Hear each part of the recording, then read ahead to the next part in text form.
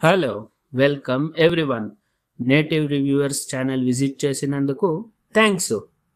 ఇంకొక కొత్త వీడియోతో ఈరోజు మీ ముందుకు వచ్చేసాం. మేము ఈరోజు ఏ విషయం గురించి మా ఒక అన్ఫిల్టర్డ్ ఒపీనియన్ని మీతో చెప్పుకోవాలని అనుకుంటున్నామనేది మీకు ఆల్రెడీ థంబ్నెయిల్ మరియు టైటిల్ చూసి తెలిసై ఉంటుంది. రెబల్ స్టార్ ప్రభాస్, నిధి అగర్వాల్, మాళవిక మోహన్, రిద్ది కుమార్, సంజయ్ దత్ గారి ముఖ్య పాత్రలో వచ్చిన, మారుతి గారి డైరెక్షన్లో వచ్చిన ది రాజా సాబ్ గురించి మా ఒక అన్ఫిల్టర్డ్ ఒపీనియన్ని మీతో పాటు షేర్ చేసుకుంటున్నాము. ది రాజా సాబ్ ఇది హారర్ కామెడీ డ్రామా జానర్లో వచ్చిన సినిమా అయింది. స్టార్టింగ్ మూవీలో కొంచెం ఇంట్రెస్టింగ్గా అని అనిపించినా కూడా ఒక అన్వాంటెడ్ కమర్షియల్ ఎలిమెంట్స్తో మూవీని నింపేయడంతో ఎక్కడో ల్యాగ్ అని అనిపిస్తుంది. తర్వాత ఇంటర్వెల్ విషయానికి వచ్చేసరికి కొంచెం ఇంట్రెస్టింగ్గా అనిపించినా కూడా సెకండ్ హాఫ్ స్టార్ట్ అయ్యేసరికి మళ్ళీ అదే కమర్షియల్ ఎలిమెంట్స్తో పాటు నింపేశారు. కొన్ని చోట్ల కామెడీ బాగున్నా కూడా ఓవరాల్ ఈ ల్యాగ్ సీన్స్ అన్ని చూసి ఆడియన్స్ మొత్తం బోర్ అయిపోయి ఉంటారు. క్లైమాక్స్ పోర్షన్ అంతగా వర్కౌట్ కాకపోవడమే కాకుండా ఈ సినిమా ఓవరాల్ గా మనం చూసినప్పుడు ఇది వన్ టైం వాచబుల్ కి కూడా అర్హత లేని సినిమా అన్నదే మా ఒక unfiltered opinion. The Raja Saab cinema story విషయానికి వచ్చేటైతే, గంగాదేవి అనే ఒక రిచ్ మరియు పవర్ఫుల్ కింగ్డమ్ లో ఉండే ఒక లేడీ అన్నదానం చేసేటప్పుడు ఒక భిక్షుకుడు తన చేయి ముట్టుకున్నాడని సేవకులు ఆ భిక్షుకుడిని కొడతారు.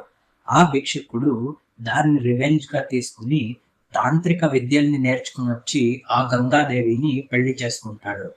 తరువాత ఆ కింగ్డమ్ కి ఉన్న సేనాధిపతి దేవుడి బంగారు నగలతో దోచుకుని వెళ్ళిపోతాడు.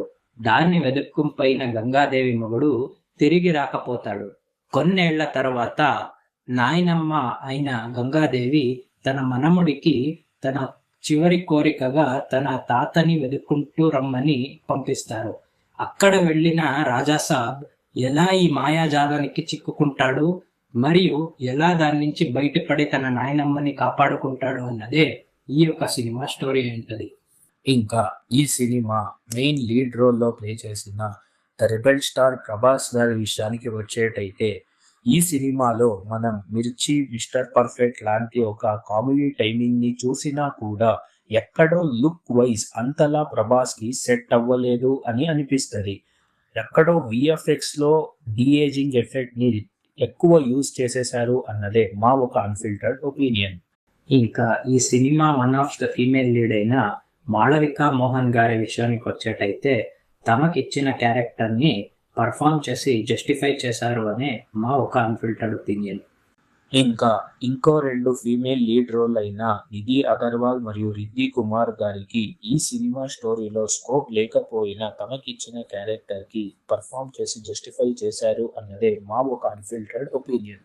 రాజాసాబ్ సినిమా చూసిన తర్వాత మాకు అన్ఫిల్టర్డ్ గా అనిపించింది ఏంటి అంటే, ఈ సినిమాకు 3 హీరోయిన్ ఆవశ్యకం ఉండలేదు.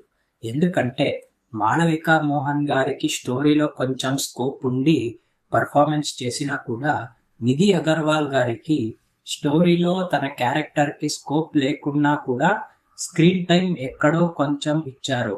అయితే రిద్ది కుమార్ గారి విషయానికి వచ్చేటైతే, వాళ్ళకి క్యారెక్టర్ కి స్కోప్ కూడా లేదు మరియు స్క్రీన్ టైం కూడా తక్కువ ఉంది అన్నదే మా ఒక అన్ఫిల్టర్డ్ ఒపీనియన్.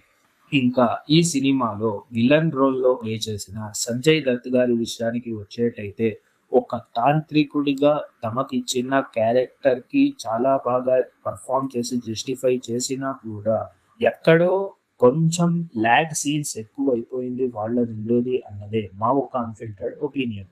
ఇంకా ఈ సినిమా ఇంకో ఇంపార్టెంట్, ఈ సినిమాకి హార్ట్ అండ్ సోల్ క్యారెక్టర్ అయిన నాయనమ్మ క్యారెక్టర్ లో ప్లే చేసిన జరీనా వహాబ్ గారి విషయానికి వచ్చేటైతే, వాళ్ళకి ఇచ్చిన క్యారెక్టర్ ని ఒక అల్జైమర్ పేషెంట్ గా చాలా బాగా జస్టిఫై చేసి పర్ఫామ్ చేశారు అన్నదే మా ఒక అన్ఫిల్టర్డ్ ఒపీనియన్. ఇంకా చిన్న గెస్ట్ రోల్లో ప్లే చేసిన బొమ్మన్ ఇరానీ మరియు సముద్ర కణి గారు వాళ్ళకి ఇచ్చిన క్యారెక్టర్ కి ఒక ఇంపాక్ట్ఫుల్ పర్ఫార్మెన్స్ చేసి జస్టిఫికేషన్ చేశారు అన్నదే మా ఒక అన్ఫిల్టర్డ్ ఒపీనియన్.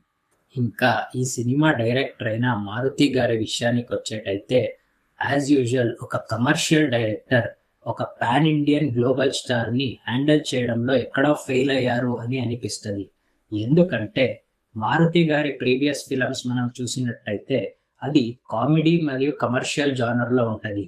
ఈ సినిమాలో కూడా ప్రభాస్ గారి చేతలో ఎక్కడో ఇంపోస్ట్ కామెడీ మరియు కమర్షియల్ ఎలిమెంట్స్ ని యాడ్ చేసి ఒక బేస్ స్టోరీ చదవన్నా కూడా సినిమాని పాడు చేశారు అన్నదే మా ఒక అన్ఫిల్టర్డ్ ఒపీనియన్. ఇంకా ఈ సినిమా కామెడీ విషయానికి వచ్చేటైతే ఒక టాప్ 4 కమెడియన్స్ ని ఎంచుకున్న డైరెక్టర్ మారుతి గారు సత్య, ప్రభాస్, సీను, విటివి గణేష్ మరియు సప్తగిరి గారిని పెట్టినా కూడా కొన్ని చోట్ల హ్యూమర్ జనరేట్ అయినా కూడా మ్యాక్సిమం మూవీలో ఎక్కడో ఆ కామెడీ ఫోర్స్లీ ఇంపోజ్ అయ్యి ల్యాగ్ సీన్స్ గా మారింది అన్నదే మా ఒక అన్ఫిల్టర్డ్ ఒపీనియన్.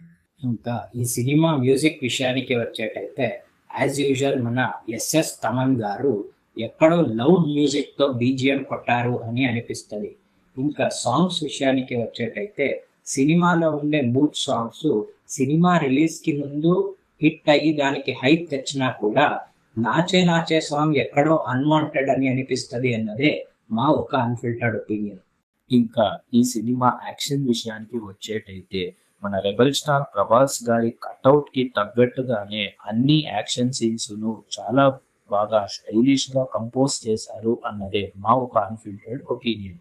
ఇంకా ఈ సినిమా విఎఫ్ఎక్స్ విషయానికి వచ్చేటైతే మారుతి గారు ప్రొడ్యూసర్ పెట్టిన బడ్జెట్ ని మంచిగా ఉపయోగించుకుని ఒక మంచి విఎఫ్ఎక్స్ అవుట్పుట్ ఇచ్చారు అన్నదే మా ఒక అన్ఫిల్టర్డ్ ఒపీనియన్.